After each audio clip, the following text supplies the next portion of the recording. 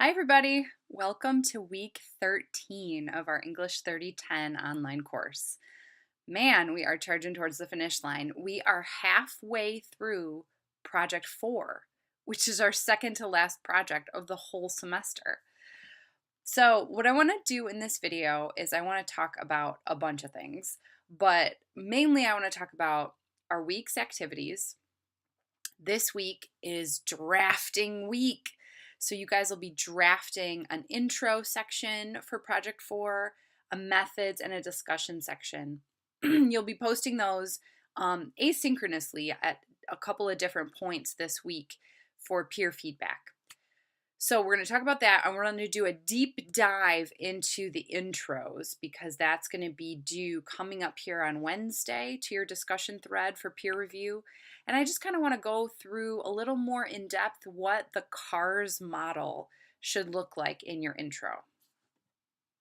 And then lastly, I want to talk a little bit about the showcase, which is happening a week from today. So I'm making this video on Monday, April 2nd, and our showcase is next Monday, April 9th, 7 days hence.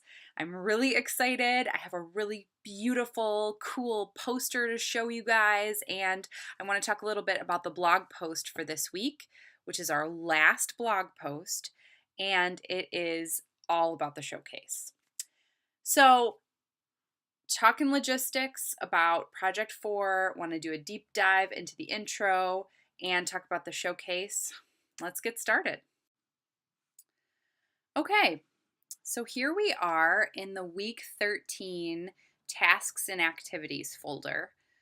Of course, as usual, first step is to watch the week 13 video, which you're totally doing. Good job.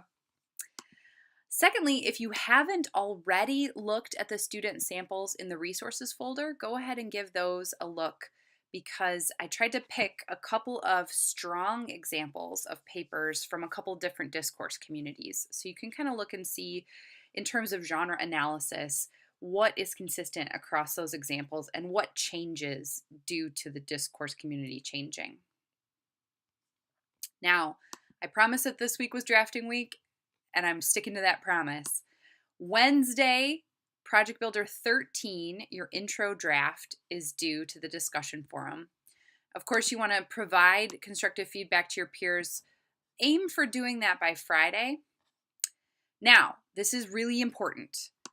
It says compose your methods section and discussion draft and upload it to the discussion forum by Sunday. This is true.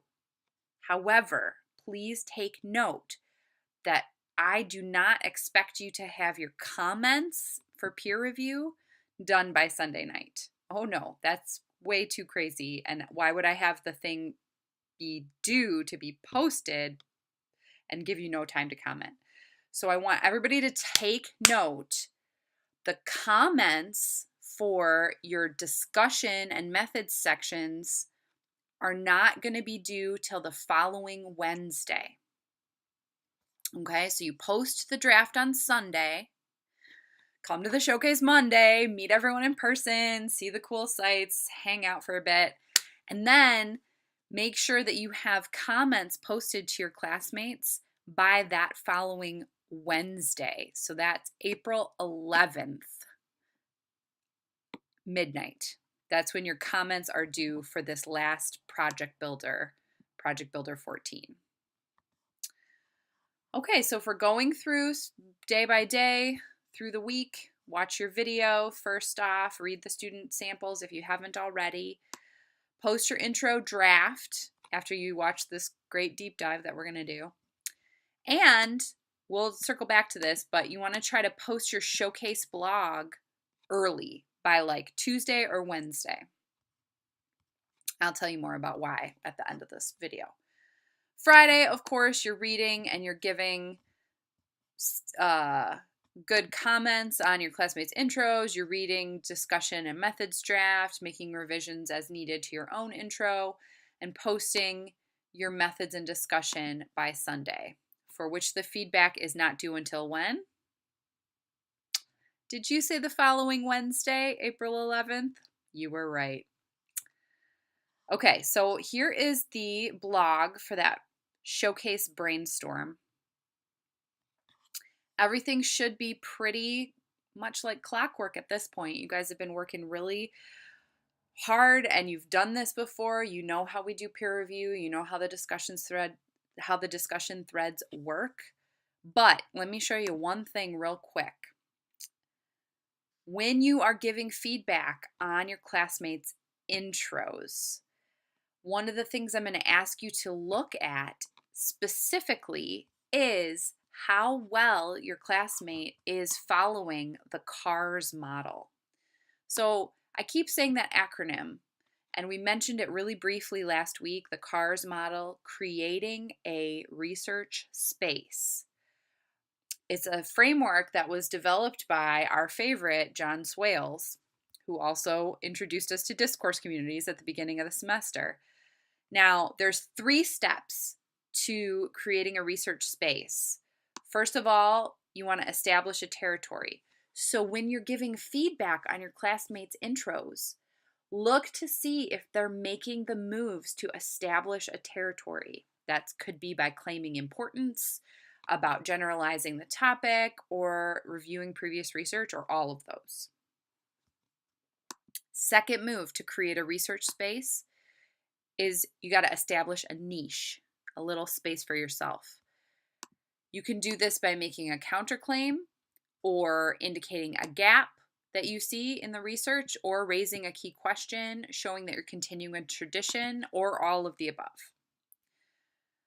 Third step in creating a research space for yourself, once you've made that niche, you've carved out that space, the gap, occupy that niche, occupy that gap by outlining your own purposes, announcing your present research, or indicating the structure of your article. Please help each other make sure that you're making these moves. You don't have to do all of the sub moves that I talked about, but you need to make at least one move to establish a territory. You need to make at least one move to establish a niche, and you need to make at least one move to occupy that niche.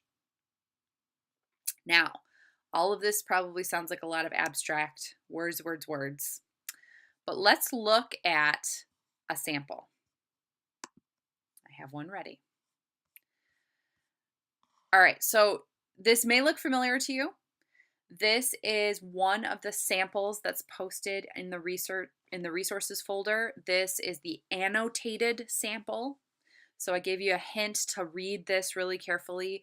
My colleague Alinka has made amazingly thorough comments here to sort of talk about Project 4 and all the steps and all the moves that it should make. If you haven't already, please read Alinka's preliminary observations here because they are thoughtful and spot on for all of the things that you want to have in your Project 4. I'm not going to take time to dwell on them right now because, as promised, we're going to do that deep dive into the introduction. So, just to refresh our memory, creating a research space, the CARS model, you want to establish a territory, you want to establish a niche, you want to occupy that niche. And of course, it's going to take forever for this visual aid to get pulled up here.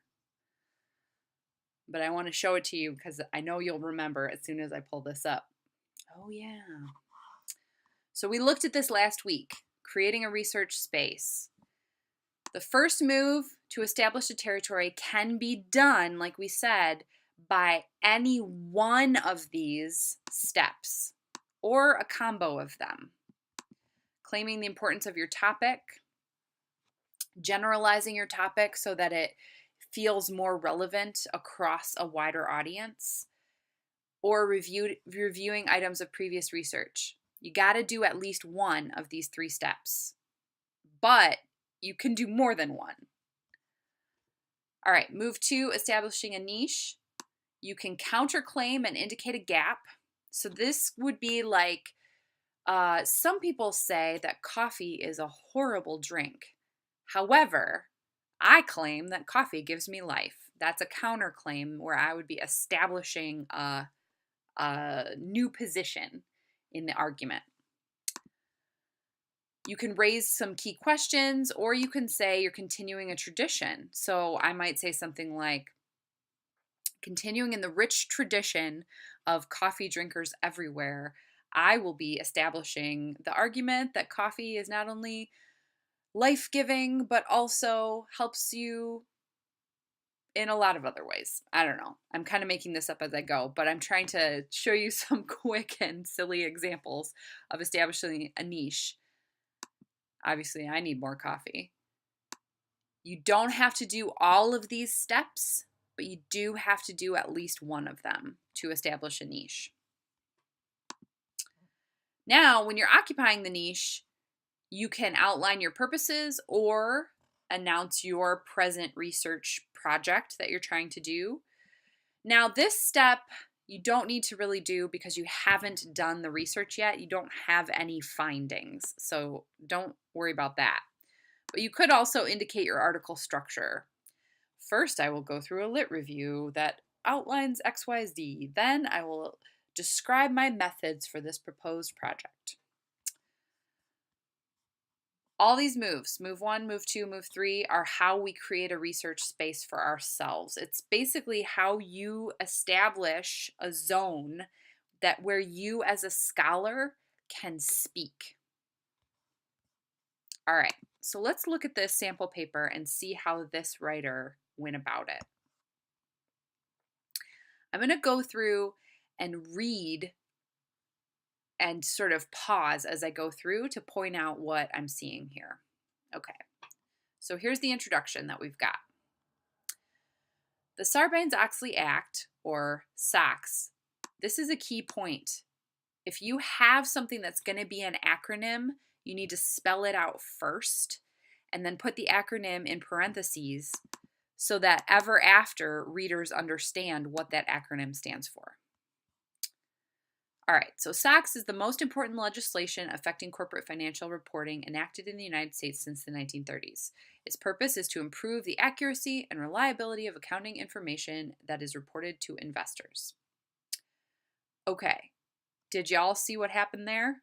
Did we do a CARS move to establish territory? Why, yes, we did. It is the most important legislation. That would be claiming importance, don't you think? Yes, it would. All right.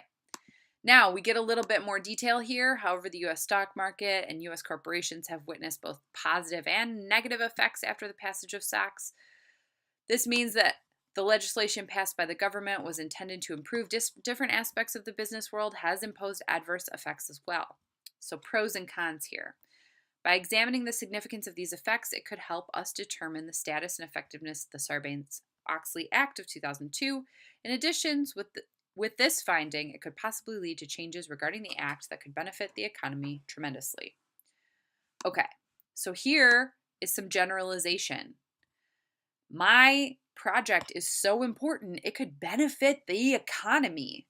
It doesn't say how, but it's talking about benefits and it's establishing the territory that this project is not only very important, but extremely beneficial.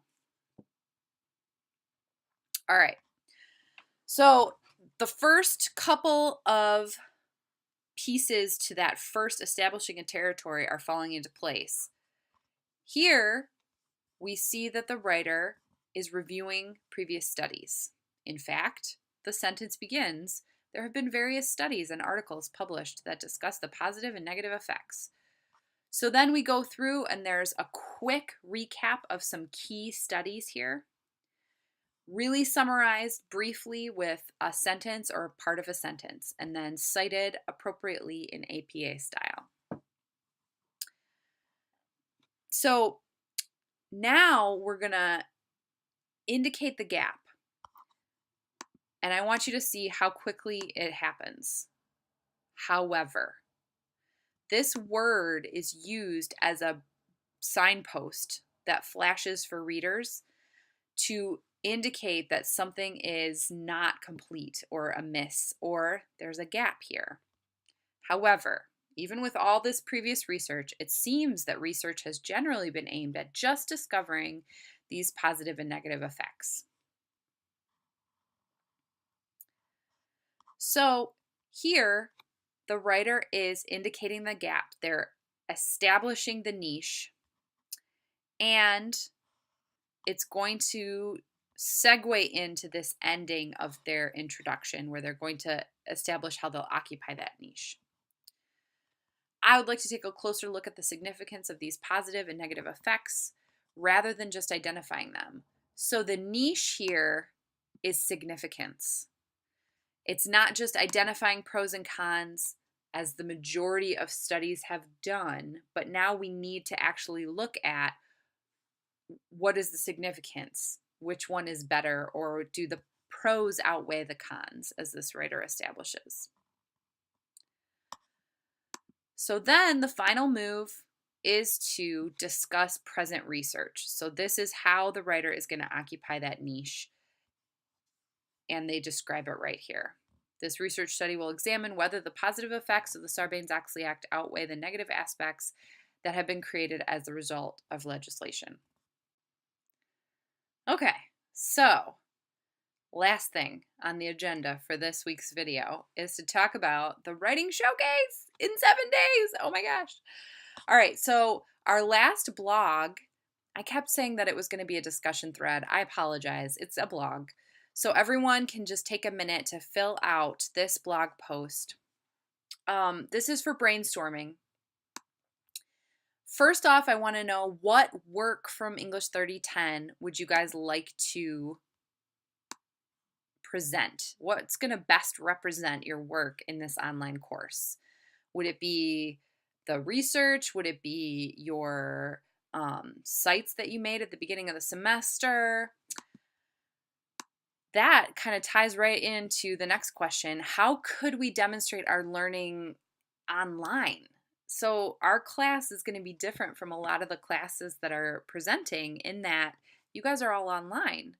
And we've been interacting via Skype, and you guys have been interacting on the discussion threads, but we haven't been in a classroom per se. So does that make it different? Does that change some of the things that we've learned this semester? And how so? And what do you guys think? Are there any useful metaphors for your trajectory in English 3010 this semester? For example, is there any really strong emotion that ties into any of the projects? Or was it more of a roller coaster ride? What are some metaphors that we could use that could be sort of like visual anchors for our presentation? Now, let me show you the flyer. Dun, da, da, da. The reason I'm asking us to tap into emotion is because the theme for our showcase this year is emotocomposition. It's meant to be a play off of emotion. It's meant to be a play off of emojis. And it's meant to tie in a lot of things with like how we express our emotions in writing, how we express our emotions visually, how we feel when we do composition, which can sometimes be really happy and can sometimes be really sad. So let's think about this as we brainstorm in this blog. Like I said at the beginning of the video, I'd like you guys to try to get this blog posted by Wednesday so that I can turn around and kind of look over everybody's brainstorms, pull together some key themes so that by Thursday or Friday, we could start to get the materials collected. Couple of key things you'll see on this snazzy flyer made by one of our very own peer mentors in the composition learning community that April 9th is the date. The time for the showcase itself is from noon to 2.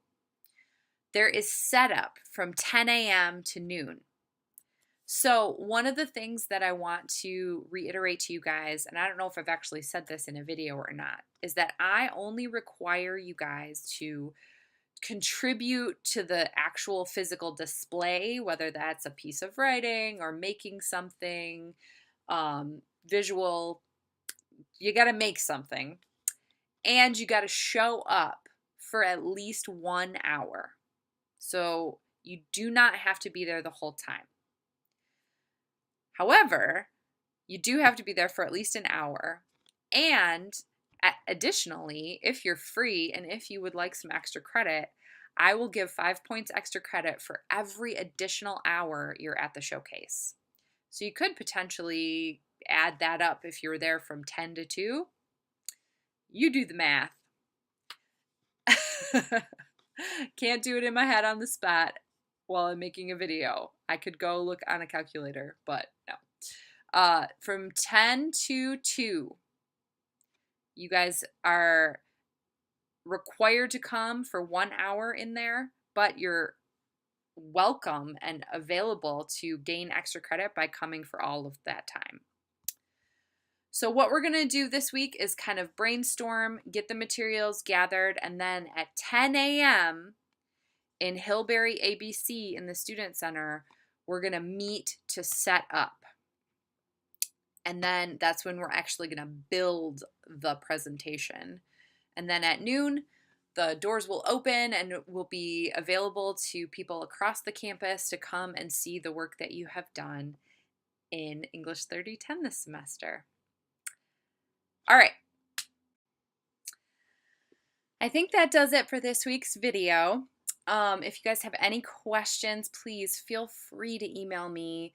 Hit Rayanne up on the GroupMe chat or come to my office. I'll be in my office for office hours this Tuesday. And of course, if you need to set up a Skype meeting with me, let's go ahead and schedule that. Otherwise, I hope you guys have a great time drafting and giving feedback and brainstorming for our showcase. All right. See ya.